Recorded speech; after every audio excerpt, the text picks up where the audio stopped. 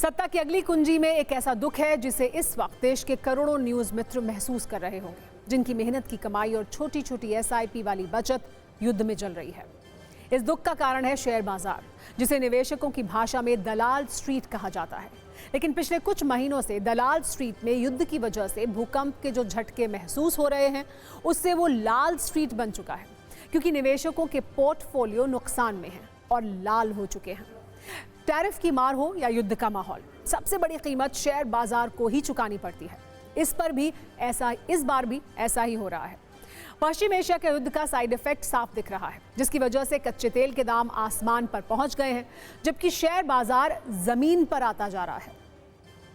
सबसे पहले देखिए इस युद्ध की आग में कैसे भारत का शेयर बाजार जल रहा है और निवेशकों की मोटी कमाई खाक होती जा रही है। अमेरिका, इजरायल और ईरान के कारण शेयर बाजार में आज यानी 9 मार्च को बड़ी गिरावट देखने को मिली है। सेंसेक्स 1352 अंक नीचे गिर गया और निफ्टी में भी 422 अंक की गिरावट रही। रिपोर्ट्स के अनुसार युद्ध की वजह से सिर्फ 10 दिन में निवेशकों के 22 लाख करोड़ रुपए डूब चुके हैं। इसकी सबसे बड़ी वजह है कच्चे तेल के दाम, जो रॉकेट की तरह भाग रहे हैं। नए युद्ध की चोट से कच्चे तेल में जो विस्फोट हुआ है, वो भी आप देखिए। रिपोर्ट्स के अनुसार कच्चे तेल की कीमत 10 दिन में 60% बढ़ गई है। क्रूड की कीमतें $115 प्रति बैरल के पार पहुंच गई हैं।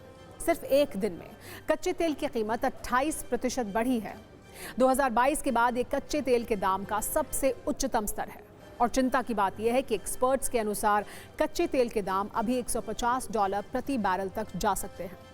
लेकिन क्या सिर्फ शेयर बाजार में गिरावट की वजह कच्चा तेल है? आखिर विदेशी निवेशक भारतीय बाजार से क्यों भाग रहे हैं? आज इसे भी समझना जरूरी है। असल में पश्चिम एशिया में भयंकर युद्ध से निवेशकों में घबराहट का माहौल है। ईरान के स्ट्रेट ऑफ हॉर्मुज को बंद करने से फ्यूल सप्लाई चेन बिगड़ने का डर है, क्योंकि बड़ी संख्या में ऑयल टैंकर यहां फंसे हुए हैं। इससे कच्चे तेल की कीमतों में जबरदस्त इजाफा हो रहा है। इसके अलावा इजरायल और ईरान एक दूसरे की ऑयल रिफाइनरी पर भी हमले कर रहे हैं। और एक बड़ी वजह यह भी है कि डॉलर लगातार मजबूत हो रहा है और इससे रुपया रिकॉर्ड निचले स्तर पर जा पहुंचा है।